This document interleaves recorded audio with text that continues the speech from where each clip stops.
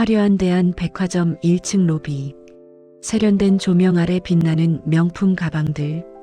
그 한가운데 낡은 장화를 신고 때자국이 묻은 남루한 외투를 입은 70대 노인 정순이 서 있다.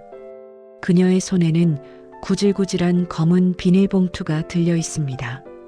할머니 정순은 혼자 속으로 말합니다. 사람들은 옷차림이 곧 그 사람의 성적표라고 말하더군요. 50살 넘게 악착같이 모으며 살아온 제 인생의 성적표는 오늘 이 화려한 매장 앞에서 빵점 처리가 되려나 봅니다.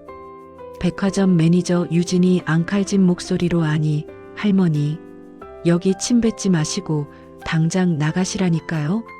우리 매장 바닥. 대리석 할머니가 평생 폐지 팔아도 못 닦는 수입산이에요. 유진은 할머니 정순의 어깨를 밀친다. 정순이 휘청이며 바닥에 주저앉는다. 주위의 시선들이 따갑게 꽂힌다. 사람들의 수군거림이 들려온다. 매니저 유진은 어머, 손님들 죄송합니다. 노숙자가 길을 잘못 들었나 봐요. 보안팀 불러. 당장 끌어내.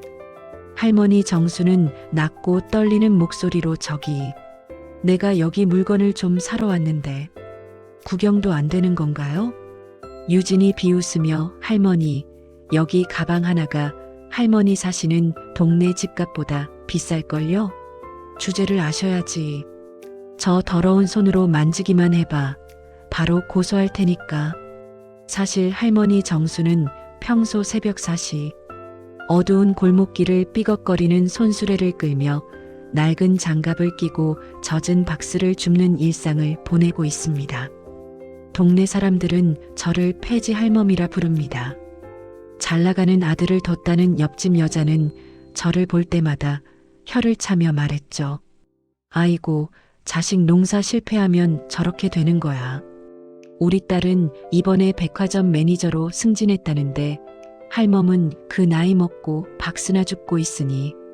할머니 정수는 작고 낡은 집에 살고 있고 방 한 구석엔 낡은 금고와 수많은 통장이 쌓여 있습니다.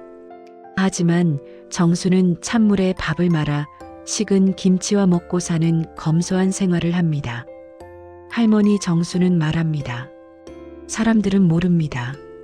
내가 왜 이 짓을 하는지. 남편이 죽기 전 남긴 유언, 그리고 30년 전 우리가 이곳에 뿌린 씨앗이 무엇이었는지. 세상은 보이는 것만 믿고 싶어 하니까요. 며칠 전 할머니 정순의 집으로 희망아동재단에서 온 감사편지와 사진 한 장이 배달되었습니다. 희망아동재단은 30년 전 재산을 기부해 세운 장학재단입니다. 제가 후원한 아이가 어느덧 자라 결혼을 한다더군요. 그 아이는 제게 어머니라 부르며 결혼식 때 메고 갈 가방 하나만 선물해 줄 수 있느냐고 수줍게 물어왔습니다. 그래. 죽기 전에 내가 세운 그 백화점에서 내 손으로 제일 좋은 놈 하나 사줘야지. 그게 우리 영감과의 마지막 약속이기도 하니까. 그래서 대한백화점에 왔던 것입니다. 바닥에 주저앉은 할머니 정순을 향해 보안요원들이 다가오고 매니저 유진은 승리감에 도취한 듯 팔짱을 끼고 있습니다. 할머니, 곱게 말할 때 나가요. 경찰 부르기 전에. 당신 같은 노인네들 때문에 백화점 물 흐린다는 소리 듣기 싫으니까. 이때 옆집 여자가 우연히 매장을 지나다 정순을 발견하고 다가온다. 그녀는 유진의 엄마입니다. 어머, 이게 누구야? 폐지 할멈 아니야? 유진아, 이 할머니 우리 옆집 살아. 아유, 창피해. 예, 너희 매장에 이런 사람 들어오게 하면 어떡하니? 격 떨어지게. 엄마 아는 사람이야? 아유, 정말. 할머니, 들었죠? 우리 엄마도 창피해 하시잖아. 당장 나가요. 유진이 할머니 정순의 비닐봉투를 낚아채 바닥에 팽개친다. 봉투 안에서 낡고 해진 가죽 지갑과 빛바랜 종이 한 장이 굴러나옵니다. 할머니 정순이 차분하게 지갑과 종이를 집어들며 사람의 겉모습이 그 사람의 인생 전부라고 믿는 내가 참 가엾구나. 뭐, 가여워? 지금 누가 누굴 보고 당장 끌어내라고. 정순이 조용히 손에 든 종이를 매대 위에 올려놓는다. 그리고 낡은 지갑 안에서 금색으로 된 인장을 꺼내 그 옆에 둔다.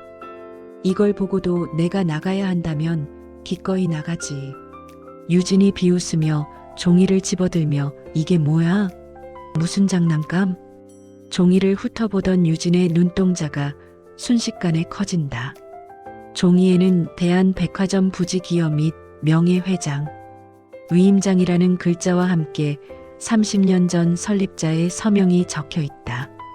그리고 그 옆에 금색 인장은 오직 이 백화점의 실소유주만이 가질 수 있는 상징이었다.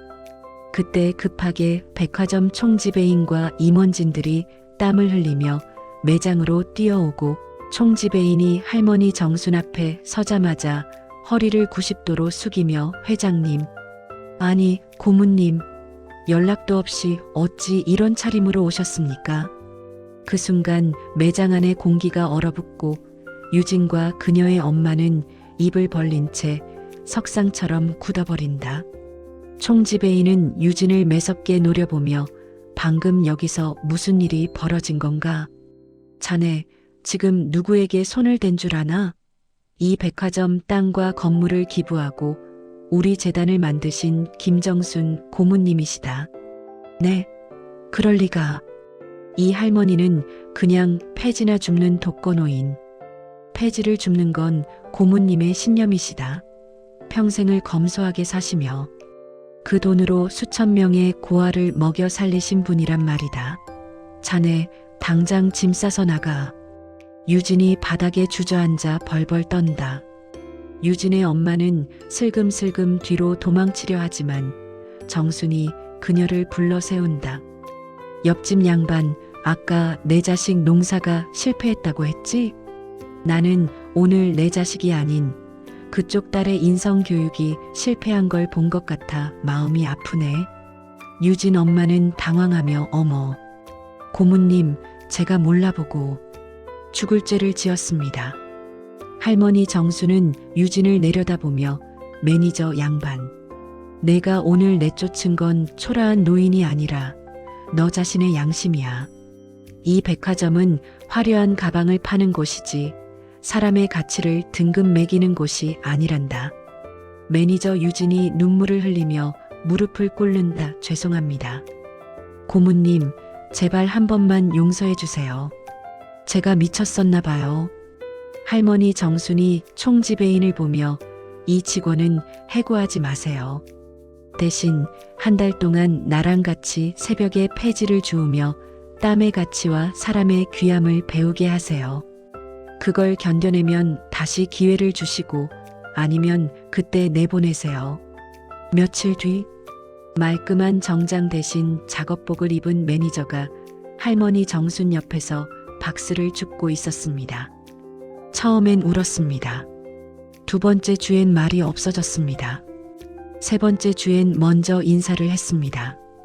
할머니 아니 고문님. 할머니 정순은 고개를 저었습니다. 그냥 정순이라 불러라. 세상은 겉모습을 먼저 봅니다.